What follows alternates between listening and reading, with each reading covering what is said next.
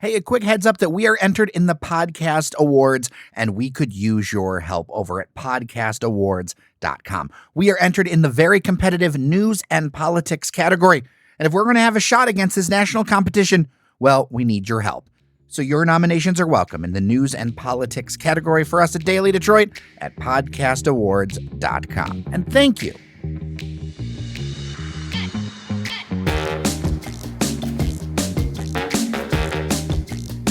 Hello, everyone, and welcome to your Daily Detroit. It is a beautiful Thursday, July 13th, 2023. I'm Jer Stays, and today's episode is a twofer. First up, we're going to talk about rescuing food with Adrian Lewis. He has recently been named as the CEO of Forgotten Harvest, an organization that's doing a lot of good work in the community. And then we're going to talk to Bill Wild. He's the president and CEO of the Midwest Independent Retailers Association, and they're working on wrestling with changes in their business, especially when you're talking about gas stations. Because what does a gas station do in an electric universe? Well, let's see how they plan to adapt. So a twofer recorded up at Mackinac Island at the Mackinac Policy Conference. Let's get started. Joining me at the table at the Grand Hotel on Mackinac Island, Adrian Lewis. He's the CEO of Forgotten Harvest. Kind of new to the job, but seems to be settling real well. Welcome to Daily Detroit. Hi, Jared. How are you? I'm excited to be here. It's a pleasure to be here in not only the Mackinac Conference for the first time, but also to be sitting in your presence because I've been really impressed with your podcast. So thank you for having me. I'm honored that you're here.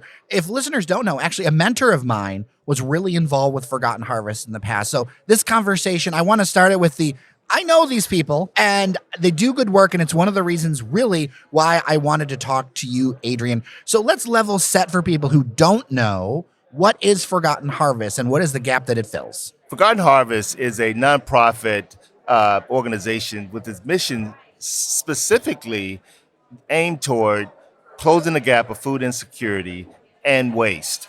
And what we do daily, we're able to distribute food to over 200 pantry partners.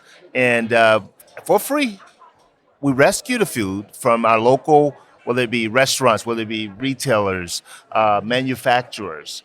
And we bring that food back to our warehouse and we sort it in an equitable distribution to make sure that all of those food groups, those crucial food groups are met, so that when we're distributing, we know for a fact that our hungry neighbors are getting a nutritious meal. And when you talk about, this excess food, where does that come from? Those foods come from, health department approved donors, such as the major retailers, whether it be Kroger's, whether it be Meijer. Bush's Foods is a big sponsor of ours. In fact, Doug Bush is part of our board as well. So we're really happy to have individuals like your mentor from the past that are continuing to join us in this mission and really helping to spread the word. How is that situation right now? Is demand up? Unfortunately, Jared, the demand is up. What we're experiencing right now is about a 20% increase in our lines across our pantry partners. And what that does is it just really puts us into a higher gear. We're passionate about making sure that those needs still get filled. And that what that does require is an increased demand on volunteers and an increased demand on some of our overhead costs that could be coming in from our philanthropy partners. Wow. Yeah, it seems like there are different ways that people can help with this. Obviously there's donations, but there's more. There is more. Volunteer opportunities can take place daily at our main campus in Oak Park. We have volunteer shifts from 9 a.m. until 1 p.m. And then we have another shift that starts at 1 p.m. until 4 p.m. So, and we have large groups that are able to come out to our campus. And we also have a 90-acre farm in Fenton, Michigan. Oh, wow. Oh, really? Okay, cool. We're growing produce for our constituents and our neighbors as well. What a great combination of services. So what drew you to come to this position? Because, you've been here, a few months? 3 months. 3 months, okay. And Jerry, I love to share this story. I've been fortunate enough to work for just multiple fine companies that I know that has insisted upon not only my development, but also being into the community. And recently I was at Meyer, whereas I was responsible for multi-unit stores throughout Metro Detroit. I also had Flint, Saginaw, and Bay City at one time. But what really drew me to this opportunity, it's about impact at this point in my career. And I'm really looking forward to being able to not only share my skill sets by growing the capacity of our new campus, but also by growing relationships and really helping others to understand that there's a true need of closing the gap of food insecurity. How big of an area does Forgotten Harvest serve? We serve the tri-counties of Wayne, Oakland, and Macomb County. Okay. I will tell you, food insecurity and hunger doesn't have a face to it. It doesn't have a geographical area to it. This need is across the region. Like, everyone focuses, I think, in the conversation on the city of Detroit, but there's more to it. Absolutely. And we see it daily. We see it daily. And it's gratifying to be able to help with those needs. But truly, it happens across every corner, every neighborhood of our Tri-County Metro Detroit areas. Looking into the future, what are some of the ways that you want to put your stamp on the organization and kind of visions that you have, into the next years? What I see me doing is really staying focused on our current strategic plan, and that's making sure that we're stern on making sure that we have the right food in the right place, the right quantity, but more especially at the right time. And to do that, it's going to take a focus. It's going to take, obviously, logistics is part of it, but also strategy within my team and relationships within our volunteers in our funders. So being able to make sure that we keep that at a no cost, it's just simple. It's simple. Forgotten Harvest was founded upon the basic principle of, reducing hunger and reducing waste. And I think it's within my realm to make sure that we stay focused on that and, of course, collaborate with others, as we know that it's not just about hunger. There are some other systemic opportunities that tie into hunger. When you talk about the right place, that makes sense. Maybe help me understand the right time. Why does that matter so much? Absolutely, because 90% of the food that we donate is perishables.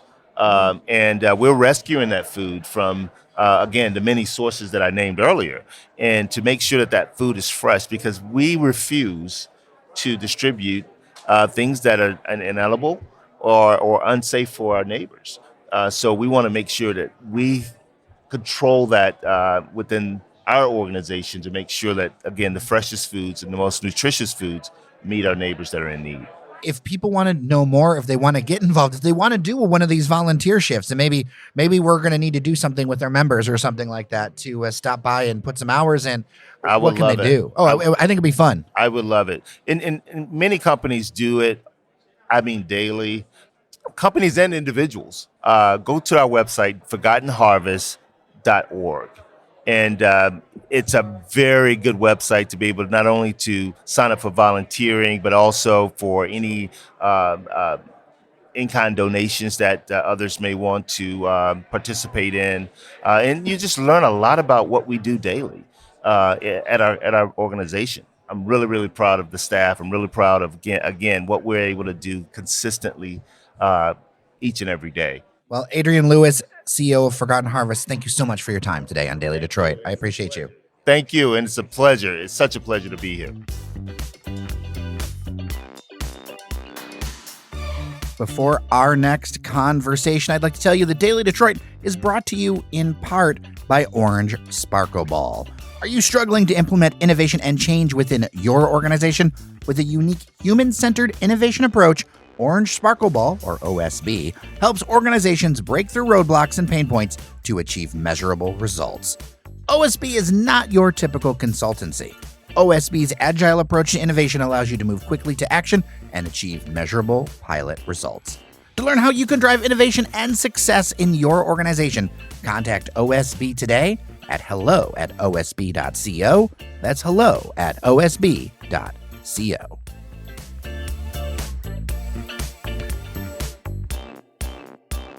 Joining me at the table on Mackinac Island, the Grand Hotel, Bill Weil. He is the president and CEO of the Midwest Independent Retailers Association. Most people know your name as being a mayor for quite a while, too. Yeah, I served as the full-time mayor in the city of Westland for the last 16 years. What made you push to, say, go to the private sector with this? Prior to getting into local government, I was a small business owner, so I'm an entrepreneur at heart, and I enjoyed my time in local government, and I made a lot of relationships. And one of the things that I was successful as a mayor was I brought a business mind to the community and to our administration, and over the years, as the city became in a pretty good spot, I was approached by people in the private sector that saw what we were doing in Westland, and they wondered if I was interested in doing some of that work in the private sector. And I had known the folks from the Midwest Independent Retailers for about the last 10 years. And, my small business background and the folks that are involved there, it was a good fit. It was a tough decision for me to step down as mayor of the community that I was born and raised in. But this new organization, they've been around for 110 years. It's a prestigious organization, and I'm very proud to be their CEO and president. And we'll dig into all of that. I think for our listeners who are all over the region, I can't help but ask, why do you love Westland so much? Born and raised, you stayed there, you served there. What is it specifically about Westland that calls to you? Westland, we were 85,000 people, and we were big enough to be a big city, but we were still small enough where we could still be a great community. And it's something that I took a lot of pride in graduating. My wife and I graduated from local John Glenn High School, and to be raised and born in that community and to raise our family there, we just felt really connected. And Westland is just a great community, and we really did a lot of things that I was proud there. And so we're still proud to call it our home. That's awesome. Okay, the Midwest Independent Retailers Association, Mira, people don't know, what is the core of it? So we're a trade association, and we go back to 1910, actually. And our trade association, we represent retailers in the industries of food, beverage, and petroleum. We also represent the suppliers that supply those retailers and the vendors that support them as well. So when you think about the grocery stores and the convenience stores and the gas stations and the liquor stores and all the people that supply that chain, those are all the folks that we represent. And we've got a major footprint in Michigan. We got a large footprint in Ohio and Illinois as well. You're someone that I want to talk to because there are multiple areas, not just with this conference, but in the overall conversation that you intersect with. We could just pick a corner, things like food access, right? Independent retailers are the backbone of food access in many communities in Metro Detroit. What are some of the things that you're doing? I mean, obviously, like, you're aware of the challenges and the opportunities there. What are some of the things that you're working on to address the issues and also kind of grow things forward? Because I think there's this perception that among some that's like, well, it's got to be, a chain or a certain size. But I myself have shopped at a number of independent places that do a really great job. So really, what's on the horizon for you? Well, I think food access is one of the areas that the independent retailers can really help out. And a lot of folks may not know, but the USDA actually declared the entire state of Michigan a food deserts. Really? So it's not just like a Detroit or an urban area thing? And I think that's what people think of first. But, all throughout the state, obviously some of the large grocery chains have set up shop and they're moving into some of these areas, but they're not going to cover every area. And that's where we think that there's opportunity for our independent retailers. These guys are entrepreneurs at heart, these men and women, and we're taking a look at certain areas.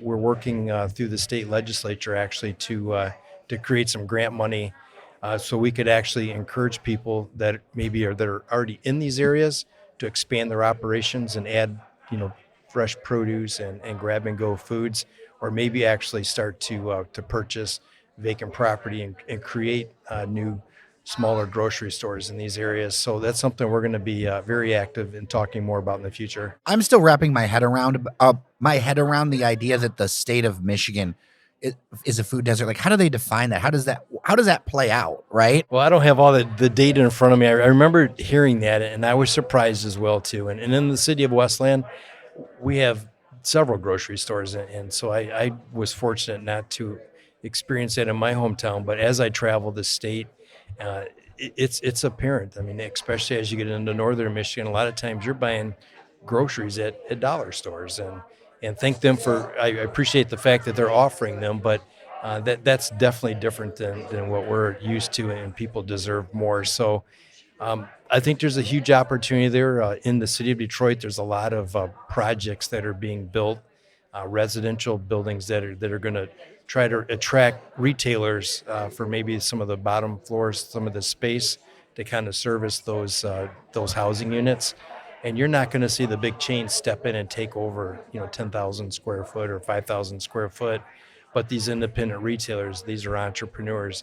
I think they can step into that space and help out and offer, fresh food. They have access to it. Our suppliers, they're the same suppliers. When you go into independent grocer, you see the same things on the shelf as you do if you go into one of the major food stores. So I think there's a lot of opportunity. I think that our members can actually help in this space. Well, and with a little bit of funding, it's something that could help create, in the past, Detroit Mayor Mike Duggan and some other leaders, to be fair, have been talking about, 15-minute, 20-minute cities, walkable cities, all that stuff. You're going to have to put something like a grocery store in more of that 10,000, 20,000 square foot footprint in order to make that happen. So what kind of things are you looking for from the state? Are you looking for like grant fund? Like what is the overall thought there? So there's currently an appropriation that's passed in the current House budget bill through the House, and it's on the Senate side now. So we're up here making sure that the legislators don't change that appropriation. It's actually a $10 million appropriation. So we're making sure that we can see that through the finish line. So this looks like something that is very doable, and we wanted to make sure that we keep it in front of our legislators. And I've been spending a lot of time with the key folks on the Senate side while I'm here to make sure that happens. What would that money? How could you put that money in use? So this is how it would work: is that the money would the Midwest Independent Retailers Mirror, which is what we go by. We would administer it. We would actually reach out to the people that are in those designated areas and would offer up grants for them to expand their footprints. This could be small grocery stores, convenience stores, even gas stations. Imagine if a gas station owner could get a grant to add maybe an additional 5,000 square foot to their footprint, and then also use the grant money to bring in the new coolers, and then have a place they could actually offer fresh food and grab and go foods. Funnily enough, on the way up here, I actually went by a place that was huge, but had beef tenderloin it was actually a full grocery store, like liquor store and gas station all in one. And they seemed to be doing great. The place looked nice and all that other stuff. But I was like, oh, wow, I guess I could get beef tenderloin on the way up here. Well, see, that's a great opportunity, and some of our suppliers, they would be glad to supply in these areas. And there's already an infrastructure there, whether it be convenience stores or gas stations. So that's what we'd be focusing on, is those folks, to help them with grant money to maybe buy some of the coolers or buy some of the things that would take to keep this food fresh. One of the conversations I have seen is we're in the middle of this electric transition and everything. That's going to impact people, right? And you serve gas stations. Gas stations are part of your membership. What are you doing to work with them to prepare for whatever is coming? Because it seems like the agreement here is that, yes, this is coming eventually. Yeah, it looks like it's coming, and it's coming fast, and we probably haven't seen anything in our lifetime that moves this quick. So we have 150 gas stations all across the state of Michigan. We have a footprint that's all across the state. They're already located in areas for people to transverse the state. You can get gas there. So what we're hoping is that our retailers in Michigan, and maybe can serve as a model for across the country, is that as this new EV rollout comes out, that actually our members are part of that. We can be part of this solution. What I'm hoping is that they don't get ran over by the bus of the new EV chargers coming out, and if we put them on every corner and every parking lot, we're going to lose a lot of tax base, because our current fueling stations, they supply jobs, they pay local taxes, they support the communities. So what we're hoping is that, and we think that they're the quickest option to get EVs up. Right now there's a gap because they're not profitable. It's expensive to put in the units. It's expensive to outfit your station to actually get the electric to your station so you can deliver this. And then, in some of the areas that we were talking about earlier, like those rural areas, there just aren't the electric cars there to support that. So there's going to need to be some federal and some state help. But with the infrastructure we have in place, I think that these retailers actually could be part of the solution. Well, another thing is a lot of those gas stations own popular corners that people already know to go to, right? And when they're making a transition, it's something that they could already leverage. Something, they say place, location, location, location. Yeah, and for our retailers too, I think what we're looking at these chargers now that they're getting them under 10 minutes down to 8 minutes, 5 minutes.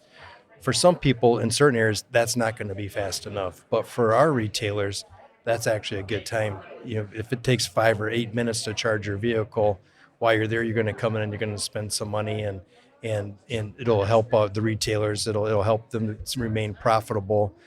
So I think that our retailers in this current phase, as we're starting to get into that under 10 minutes to 5 minutes, I think that they're the perfect place to do it. Is there a fear among your membership? Are they cautiously optimistic? What's kind of the vibe? I think there's a lot of fear. Small businesses they have a hard time adapting to change because they don't have the big budgets. They feel the change. They feel it first. I think there's a lot of unknown. I mean, I think with the automakers and car dealerships, there's a lot of unknown that it's a leap of faith. And for our gas stations, yeah, I think it's a change, and change is hard, and it's scary. And the fact that you may have to invest, hundreds of thousands of dollars into your station with the hope that one day there's going to be enough EVs there to return that investment. It's a scary time. So is that one of the reasons why you're kind of looking for versions of support to help bridge that gap? Yeah, and there's a lot of talk, at the federal level and the state level with that. So what we're going to try to do is make sure that we stay in that conversation, so that if those federal or state dollars, they're not going to put these chargers in parking lots or, in West End, we had them in our parks. And at the time as a mayor, I thought it's a good thing. It's a good opportunity. But at the same time, with that concept, it kind of hurts the local businesses that are actually supporting their community and paying taxes. Well, Bill Wild, I really appreciate you stopping by. I appreciate your time, and good to talk to you. Thanks, Jeremiah. Keep up the good work. Thank you so much to Cheyenne Nocerini for producing this, as well as Randy Walker for editing these conversations. Thank you to our members, patreon.com/dailydetroit. You are much appreciated. Tomorrow, Devin O'Reilly, Mr. Friday is in. We are going to have our fun Friday episode, so I hope you enjoy it. All right, with that, I am Jer Stays. Remember that you are somebody, and we'll see you around Detroit.